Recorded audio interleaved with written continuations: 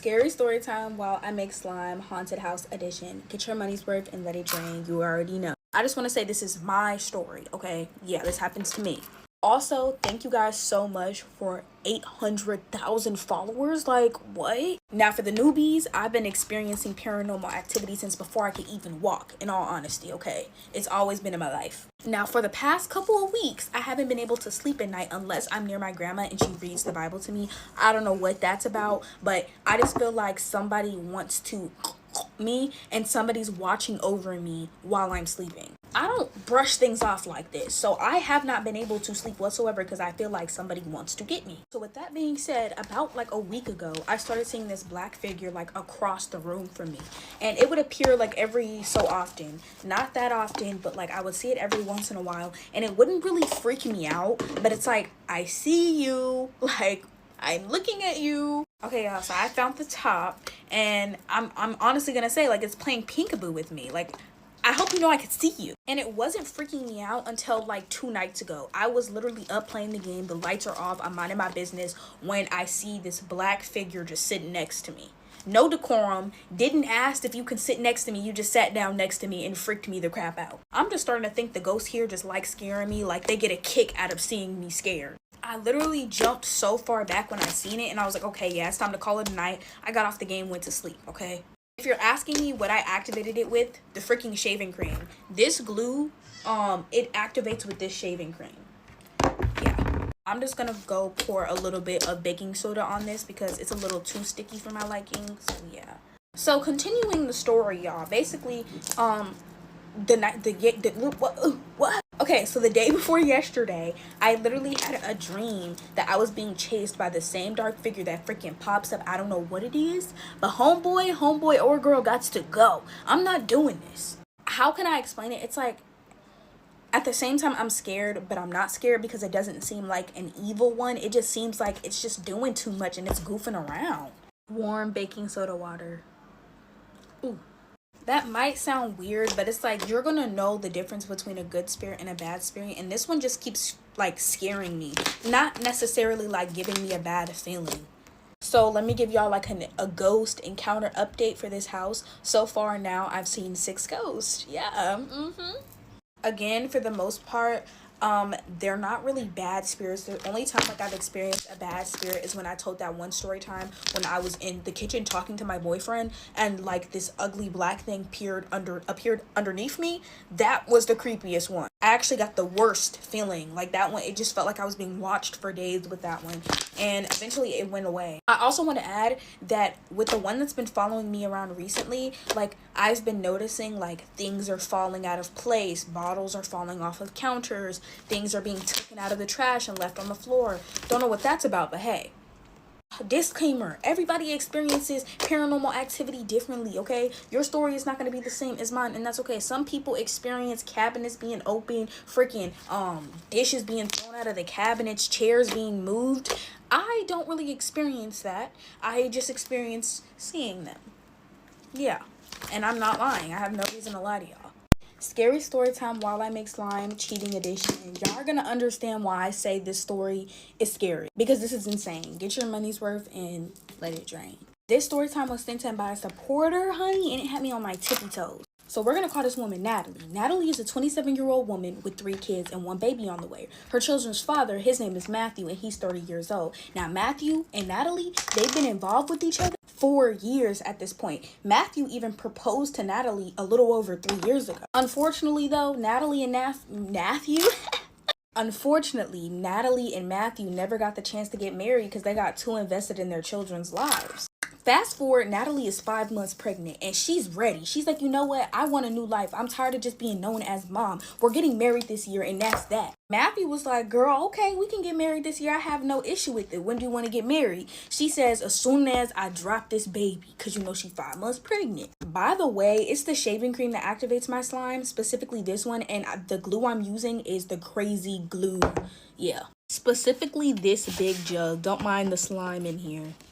Right away, Natalie gets to planning this wedding, and she scheduled it 4 months after her baby was born. She runs it to Matthew, and Matthew's like, it fits on my schedule, so that's the plan. Now, being the outsider looking, Being the outsider looking in, they are the picture perfect couple. They have no issues. They don't argue. They're literally happily married.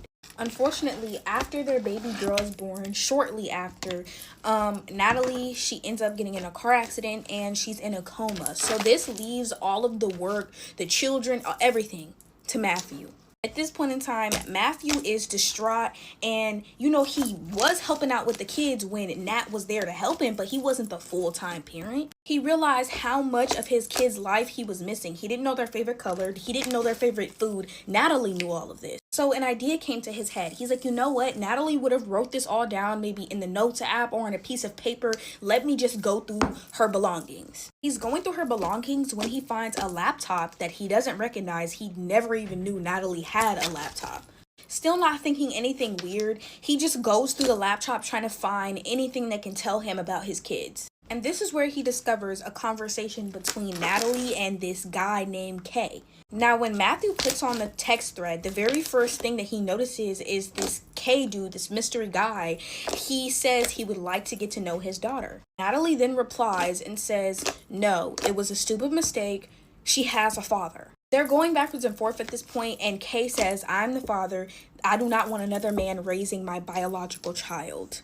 Matthew's heart automatically drops to the ground. His heart is no longer in his body. So at this point, he's devastated. And he's like, this just can't be. Like, this isn't real. Like, there's no way that this is, the truth. So he keeps going through her stuff. And this is where he finds that she's on several dating websites. She's literally a serial cheater. Like, she's a serial cheater. Mind y'all, they have 4 kids together, and it seems the entire time they were together, she was cheating on him with multiple different men. So he starts to think logical, okay? So he's like, okay, if she's not my kid and she's been cheating on me the entire time we've been together, it's time to test the other 3 kids. Their other 3 kids' ages ranges from 7, 5, and 2 years old. He immediately gets them tested, and guess what? Each of those kids come from different fathers. None of those kids are his kids. None of them. So he has raised 3 kids that he thought were his, and they're each by different men. Different men that probably don't even know they exist. I forgot to add that Matthew was not a bad husband. Like, he was active in his children's life. He helped with the housework. He paid the bills. Like, he was a good man. But anyways, guess who wakes up around the 4-month mark? Natalie. Freaking Natalie. She wakes up. And at this point, he's still been taking care of the kids because this is all they know. And the first person Natalie asked to see is, her husband and her kids. And this is where he serves her divorce papers. And he's like, I will still be in the kids' lives, but I don't want to be with you anymore. Off the wake up, she gets served divorce papers. Clap that tea. Clap it up. That's how you stand on business. Natalie tries to tell him it's not true, like it's not what it looks like, but he already knows it's true because what did he do? He got tests done, honey. He knows you lying. Why would you lie again? You already got caught. Why are you lying more? And that's the end. They got divorced. He's still in his children's lives, but it's F Natalie for life. Like always, I cannot tell y'all if these stories are true or not. This is just what my fans send me in, so this is not my story. Scary story sent in by my fans while I fix store-bought slime. You already know, get your money's worth and let it drain. This one is called Goofy Gooey, and the first story time that we're going to be talking about is from a man named Jake. Y'all, when Jake was 12 years old, him and his family moved to this old house, right? It was, sorry for the faces, this slime just feels really weird. They moved to this old creaky house that would just make weird noises 24/7. Now, they brushed it off because, hey, the house is old. Old houses make weird noises.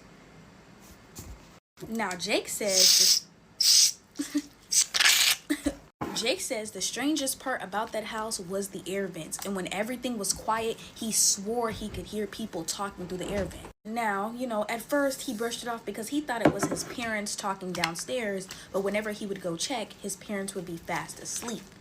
Now, time is passing on, and the more this boy goes to sleep at night, he can hear talking coming through the vents. But one night, the talking got so loud, it sounded like they were inside of the vents. At this point, he can't sleep. He couldn't take it anymore, so he takes his ear and presses it against the vent to hear what the voices were saying, and the voice said, I see you. I'm gone. He immediately ran to his parents and was like, there's a monster in the vents. There's a monster in the vents. And his parents checked the vents, but guess what? Nothing was there. He's scared to sleep in his room. His parents telling him, chill, chill, there's no monster there. And he know the truth. Anyways, years later, he ended up growing out of that phase. His dad was doing some renovations on the pipes, or my bad, the vents. And that's where his dad found an old tape playing over and over again, whispering, I see you, hello, just all different types of words. 2 months later, they moved out of the house. Y'all, unfortunately, I make this slime okay, so I didn't make this slime stretchy, but it definitely feels different, but it's just not activating or fixed. So this is a fail. The first fail of the series. Honestly, maybe I just needed to let it rest. Who knows? Next story. This one is called Ice Cream Fluffs, and it's from the Dollar Tree. By the way, all these slimes are from the Dollar Tree. This story was sent to him by a woman named Tyler. Tyler and her friends had the grand idea to go to a remote wooded area with no cell service or nothing, just because they wanted to get away from the people. Now, on the first night, everything went nice, everything went cool, you know, there was no issues. This slime honestly isn't broken, it's just quiet. On the second night, you know, the usual, they built a campfire and decided to tell scary story times.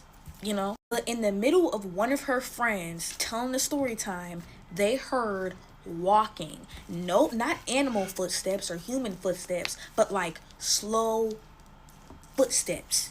I have an issue with putting too much shaving cream. For some reason, they decide to say, hello, is anyone out there? Don't know why, but that's what they decided to do, and nobody answered. So they decided to say, you know what, it was our imagination. We imagined that. We all 5 of us, sat by this fire and imagined footsteps walking up to us. So they decided to call it a night and go to sleep. With that being said, around 3 a.m., she wakes up to the same footsteps. And her friend is in the tent with her and is like, you hear that? And she says, I hear that. Now, at this point, all of the friends are up because the footsteps are so loud and it sounds like it's coming from all around them. And they're like talking to each other through the tents. And then out of nowhere, they start to hear humming. Look, guys, listen. At this point, they just have to wait the musical out because they decided to go to a wooded area, a wooded remote area where nobody goes with no cell phones. How cute is this? Oh my gosh. The humming goes on for what they say felt like an hour, and it's just humming, and it's getting louder and louder and louder, and all they could do was put their heads under the blanket, okay, and wait till dawn. But guess what? It's not over, because one of the girls ended up falling asleep and wakes up screaming bloody murder because in her dream, okay, I'm getting goosebumps. In her freaking dream, the humming was literally just it humming her name, like her saying her name over and over and over and over again. So at this point, they decide to pack up. They leave the tent. They just bring everything they need, they stuff, they belongings. They leave the tents and they book it towards the car. And to this day, they don't know what the humming was. They didn't see nothing. All they know is it was humming, and one of them had a bad dream. Not trying to be a professor here, but don't ever go to the woods with no cell service, no way of contacting someone if something bad happens to you. I don't know. That's just a hunch. For those of you who want longer versions, I will be posting YouTube videos of me basically making slime while telling scary story times that my supporters have sent me. I'm actually posting one tonight, either tonight or tomorrow. Look out for that. Scary story time on how I was left at school until 9 p.m. and a stranger drove me home while I make slime. Period. Yeah. I was like 14 years old when this happened. Y'all already know, get your money's worth in what? Let it rain. So boom, this is freshman year. I already mentioned I was 14, and this is also the year my auntie ended up getting sick with cancer. So with that being said, all of like the responsibility fell on my older cousin, and you know, sometimes you forget things when you're dealing with bigger things. So I got dropped off at like 8:30, 8 p.m. and I got let out of school at like 2:15, 2:20, okay? Y'all already know when you get let out of school, sometimes people are going to be talking in front of the school. Some people are walking home, other people are walking to the store. Like, everyone's doing their own thing. So at this point, I'm tired. I've been in school all day. So I go to my designated spot. This is warm water with baking soda, but I already knew it was going to be a minute before somebody came to pick me up, because for some reason they would go pick up my cousins first when my cousin's school was further than mine. For some reason the baking soda did not work this time, but whatever. But anyways, this usually took around like what, 15-20 minutes for them to go to their school and then mine. I was in my spot, I was in my zone, and I was too afraid to whip out my Android. I'm sitting there and I'm like, you know what, I'm tired. I don't know where anybody else. I'm tired. Let me just kick back my feet and lay back. I'm also gonna add some of this lime. But anyways, yeah. It's actually the front of my old school, but I'd lay down on this thing. These are kids like on it, but like literally I would just lay down where these kids are sitting, but on the other side. Like, I'm gonna close my eyes for a couple of seconds. Like, it's not gonna be that freaking long. Okay, y'all, I messed up the time schedule. I actually got let out of school at like 3:40. Everything still applies, but the time is different. So I actually went to school at like 7:30 and then got out at like 3:40. So at this point, I lay down and I go to sleep, okay? And I started to feel uncomfortable, so I woke up and I'm like, you know, what time is it? Like, where is everybody at? What time is it? Y'all, it was 4:40 and I was still in front of the school by myself. So at this time, I'm looking at my phone being delusional, and I'm like, okay, maybe they got held up at practice, like maybe something important happened, you know, that's probably what's going on here. And I just decide to connect to the Wi-Fi and I start texting my people on Text Now, texting people on Instagram, calling them on Instagram and Text Now, because my phone was not on. The sun is starting to set, it's going on 5 o'clock, and the people who do sports, they're leaving the school. Like, literally my friend, she's leaving the school and she's walking home. I know people are gonna be like, okay, so why didn't you walk home, you know? And honestly, y'all, I started to think about walking home, but across the street from my school was this park. You know, during the day, like, kids would probably skip to the park and they would do things in the park, but during nighttime, the park was actually really creepy to pass by. Really creepy and sketchy, if I'm being honest, but whatever. And then, like, walking around the park, it was just like longer. It would be a longer walk walking around the park. Like, also walking around the park was long, and it was also creepy walking around that way. And at this point, it's already dark, so no. That's a no. And I'm over here being naive, like my family's gonna come pick me up. No, they forgot. Time is going by. Time is going by. Time is going by. At this point, y'all, the teachers are leaving the school. Okay, so I'm just literally in the front of the school, sitting there like, they closed the school gate, y'all. That's how bad it got. And no teacher thought, why is this little kid still sitting in front of the school by herself? None of them thought that. None of them was like, hey, do you need a ride? No. At this point, y'all, I just had no hopes for my family. Like, I was like, I have to suck it up and walk through this park, or walk around like the park, walk through the park. And I'm so scared. I'm just gonna pray the entire time I walk. But I was so scared, y'all. I could have sworn I seen like a figure looking at me through the trees. Okay, I was scared. In my head, I'm thinking everybody else in school, they're gone. Like, I'm just the only one at the school. No. Actually, my lifesaver. I forgot to add that it was only getting colder, and at this point I was literally freezing. I was freezing cold. And out of nowhere, I start to hear students coming out of like the gates. And I'm like, what? Like, people are still here? And next thing you know, I see my lifesaver, Evan. Evan was a kid that I transferred to school with, and he was so nice. Like, me and him were like, we were friends in the beginning, and then we became acquaintances. And he see me, he was like, oh, hey. And I was like, hi. And he was like, what are you still doing here? And I was like, I'm just waiting for my family to come pick me up, because I'm still being delusional. I'm still holding on to hope. He mentioned it. What? He mentions it again, and I'm like, you're good. And then, like, all of his teammates, they get picked up, and his mom pulls up last, and he's on his phone, and I'm over there just freezing with my backpack. And he comes up to me one more time, and he's like, are you sure you don't need a ride? And in that moment, I was so scared, because his mother could be, for all I know, you know. So I'm like, yeah, like, I need a ride. And he was like, okay, like, I'm just gonna tell my mom real quick. And she's like, sweetie, come on. I get in the car, and I was actually scared, but I get in the car and I'm praying, and she's like, why are you out here so late? And I'm like, I think an emergency happened at home. Like, I'm literally making up all the excuses I can, because I'm still thinking an emergency happened. Whatever, she drives me home because again, I literally like lived like 5 to 10 minutes away from the school. If even that, more like 3 minutes when you're driving. I get home and she's like, okay, like stay safe. And I'm like, okay, thank you.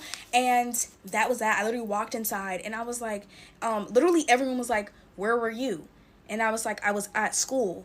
And they were like, oh, like you had like after school program. And I was like, no, you guys forgot to pick me up. And they were like, what? Like, are you serious? And I was like, yeah, like you, like, you know, I'm just gonna say older cousin forgot to pick me up. And she was like, oh my gosh, like I'm so sorry. And da da da da. And that was that, honestly. And that wasn't even the last time, unfortunately. Scary story time while I make slime. Cult edition. Yeah. Get your money's worth and let it drain. You already know. By the way, this is unactivated slime. What? This is unactivated slime that I'm reactivating. Yeah. This story time was sent in by a man named Paul, and it's about his friend Jenna who accidentally encountered a cult. Okay. Now, Jenna, she loved photography and she also loved exploring abandoned places and the supernatural because she was obsessed with it. Now, one weekend, Jenna and her friends decided to check out this old abandoned mansion that had been abandoned since the 70s. And you know, that's right up her alley. She loves stuff like that. Now, the mansion that they were going to see had a lot of urban legends surrounding it, such as cults, sacrifice, rituals. And you know, they still decided to go and they arrived at sunset. I don't know why they wouldn't go explore it in the daytime, but no, they said sunset. Yeah. The place was huge. It was everything that you would expect out of an abandoned house. Broken walls, broken windows, graffiti everywhere. But the weird part about this place was there was little to no sound, y'all. There was no sound, no wind, no animals, nothing. They've been exploring for about an hour at this point when one of Jenny's friends notices this spiral staircase that leads down into the basement. Now, when Jenna sees the staircase, she's like, yeah, y'all, I'm not going down there. Like, y'all can go do that. And her friends are like, stop being scary. Like, come on. Like, you really believe in all that. She ends up getting peer pressured and goes down the stairs. What did we expect? Now, in the basement, it's pitch black, so they turn on their flashlights, and that's when they see it. They see symbols everywhere. Weird stick figures just look real creepy. And then they come across this stone that kind of looks like an altar with candles just like kind of burned out, wax everywhere, just ugh. Now, Jenny and this one other friend we gonna call BB and Jenny is like, y'all, this is giving cult. Like, we gotta get out of here. I don't trust this place. Let's go. And the other friend is like, no, like, we gotta explore more. Like, it's not that serious, y'all. Like, it's nothing creepy. I see me, once I say I'm uncomfortable and you're still, no, let's stay, I'm leaving you. Like, you can stay here by yourself. Now, while they're going tit for tat, they hear this weird humming noise in the back of the basement. Jenna says it wasn't just one voice humming. It sounded like it was a group of people just humming in the back. And that's when she said, yeah, I'm gone. Like, I'm leaving y'all. Y'all either coming with me or getting left behind. See, this is the part that would have had me. Remember the weird symbols that they seen in the beginning when they first went into the basement? As they were exiting the basement, they seen these weird symbols again, but this time they were glowing a faint red color. And at first they thought it was the reflection from their flashlights, and they quickly realized it wasn't that. Now, as they're exiting, Jenna is in the back of the line. Wouldn't have been me. But she turns around one more time and she sees somebody with a candle in a robe at the foot of the basement stairs. She ran.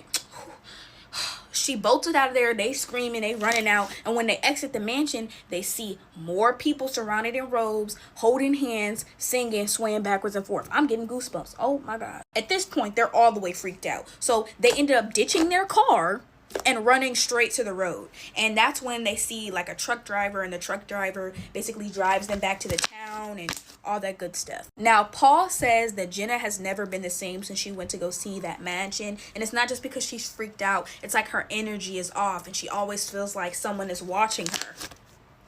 Shouldn't have went down there. Jenna ended up moving back home, and you know, they're kind of long distance besties now. Like, scary story time while I make slime. Human sacrifice.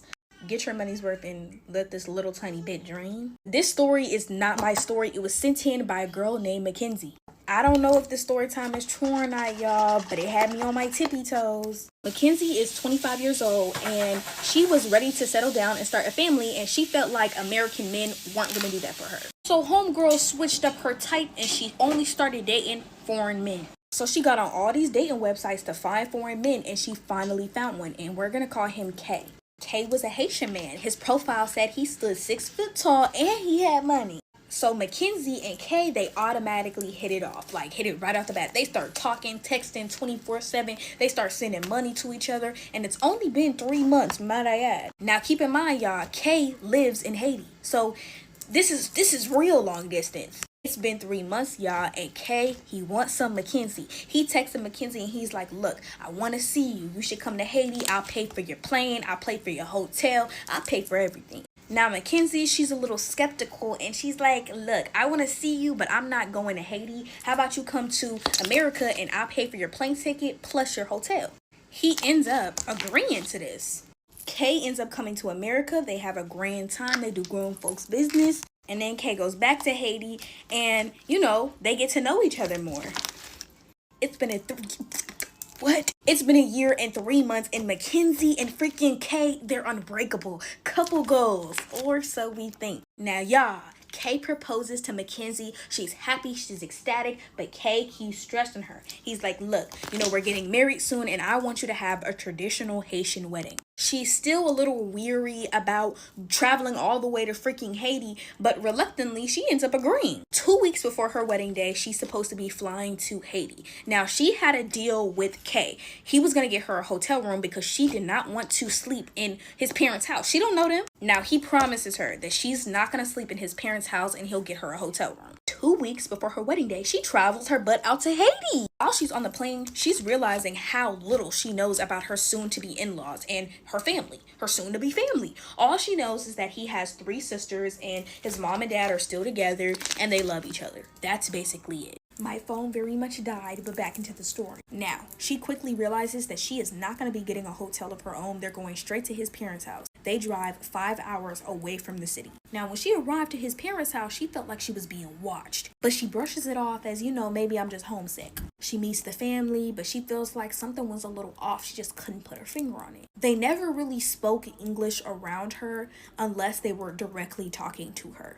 Kay also promised her that he would take her back to the city on the 3rd day. Now, y'all, it's the 2nd night. She starts to hear whispers. Not only does she feel like she's being watched, but now she's hearing whispers. She wakes up the next day, which is the 3rd day, the day that she's supposed to be going back to the city, and she feels terrible. She said it felt like her head was going to explode. She was throwing up. She was doing everything. Now, the only thing she ate the night before was the mother's cooking, but she's not putting 2 and 2 together yet. She's only getting worse as the days are going on, but she's eating everything that the mother is preparing for her. On the 7th day of her being in that house, she finally musters up the courage to get up and do some exploring. When she finds weird statues and figures all around the house, and she automatically knows that is what's watching me. Those are the whispers she's hearing at night. So remember when I said they never really spoke English around her unless they were directly talking to her? They were not aware that she was up because of how sick she had been, and she was kind of outside by the kitchen window. They're talking in English. She overhears a conversation with her mother-in-law and her significant other. The mother-in-law says to Kay she should have been unconscious by now. Why hasn't the sickness gotten to her? Have you secretly gave her medicine? And Kay's like, no, like I want this feast to happen too. When she hears this, she thinks they're talking about eating her. She stops eating the food that the mom gives her. She acts like she's eating it, but she doesn't. She gets well soon, but she still acts like she's sick. Now, she believed that they were talking about eating her, but they were not. They were talking about the feast that comes after the ritual, which was her. She finds that out later though. But time jump. He has came up with her plan. The plan is to steal the car keys and drive back to the city. That's exactly what she does. She finds the keys one night. She drives back to the city, still sick though, books herself a flight and gets home. She's on the next flight home. Kay is furious. He's blowing up her phone. And at this point, she's about to block this man, but she asked him, what do you mean by you're ready for this feast too? Y'all, what were y'all planning to do? Eat me? And he was like, no, we were planning to sacrifice you to what we believed in, then have a feast after that. After hearing this, she hangs up on him, blocks him on everything, moved, and safe to say, she's not going back to Haiti for a long time. Scary story time, haunted date edition while I make slime. Get your money's worth and let it drain. This story time was sent in by a supporter who claims this happened to her. Now, Nola is a 22-year-old young woman who recently had gotten out of a long-term relationship. Safe to say that the breakup was hitting her hard. After the breakup, Nola started to ignore everyone. She wasn't answering texts, calls, emails. She was MIA for it. Nola's friend group realized that this just wasn't a safe way of coping. And Nola's friends were planning a girls' night out, and they basically forced her to come along with them because they were just like, this is not healthy. Like, you need to get out. Now, the club that Nola and her friends would always go to was always bumping and popping. It didn't matter what time of day, what time of night, what day it was in the week. It was always jumping, okay? But when Nola and her friend group made it to this club, it was suspiciously quiet. Like, there was a few people here and there, but they thought it was closed. That's how quiet it was. It had a weird energy coming off of it, but she just brushed it off because she's trying to have fun. She's trying to forget about her bum of an ex. They dancing, they having fun, they crunking on the dance floor, and then Nola notices a freaky couple in the corner, and this just reminds her of her ex. Her eyes start to tear up. She's about to cry, so she just runs to the bar and she just starts bawling her eyeballs out. At this point, she's bawling her eyeballs out for at least 5 minutes when she notices a man next to her. She immediately apologizes to this man, and he's like, no, you're good, like it's okay. Are you okay though? And she's like, yeah, well, no. And she explains that out of nowhere, she starts telling this man her deepest, darkest secrets that she's never told anyone. She starts going on a 10-minute rant, like she's going on and on about her life, everything that has happened in the past 10 years, like she's spilling the tea. She claims that it was like this man had this drawing aura around him. It was like it was drawing you in, about to suck you alive. At this point, she's embarrassed because she just told this man everything about her, okay? And the conversation goes on. He starts talking to her, and it's a vibe. She's thinking that she's been talking to this man for at least 2 hours. 15 minutes have passed. He gets up to leave the bar, but he leaves his phone number so they can chat if she ever feels like she needs to talk again. She doesn't think anything of it. She puts the number up, and she goes back on the dance floor to have fun with her friends. At this point, weeks go by. She forgets all about her encounter with this man. She's minding her business one day, and she's at a cafe picking up some coffee, and she sees the same man that was at the bar sitting at the coffee shop reading a book, drinking coffee. She walks up to him and says hi, and he's like, oh my gosh, so nice to see you again. They give each other hugs, and just like before, she just finds herself talking to this man like he's her therapist. Shortly after this, they go on like 3 more coffee dates, and then eventually they start dating. Once they made it official was when weird stuff started happening in her life. Every single night without failure, she would wake up at 3 o'clock in the morning on the dot. Her wall clock in her house even broke and stopped at 3:33 in the morning. Quickly after that, she started having bad dreams, like really bad dreams, terrifying dreams, and it would wake her up at the same hour, 3 in the morning. But she brushes this all off. Would I? No.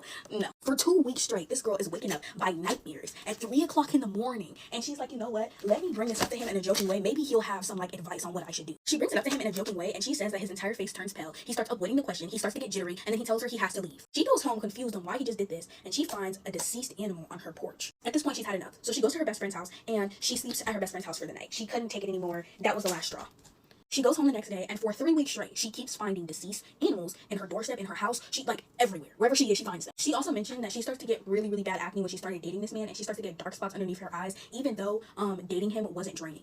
After weeks of torture, she asks him, like, does he know anything? Like, why is this happening to her? And he basically tells her that he messes with voodoo. Yeah, I said it. He was palm-colored, and he basically said he found somebody off of TikTok. So he was doing spells off of TikTok. Whoever he was around, whoever he was involved with, would suck and drain the life out of them. Whatever deal he did, whatever messed up thing he did, started messing with her life. She breaks up with him on the spot, and after that, her life goes back to normal. She moves, her acne clears up, she's not waking up at 3 o'clock in the morning anymore. She ended up dating this man for 7 months straight. So through 7 months, she was just going through it.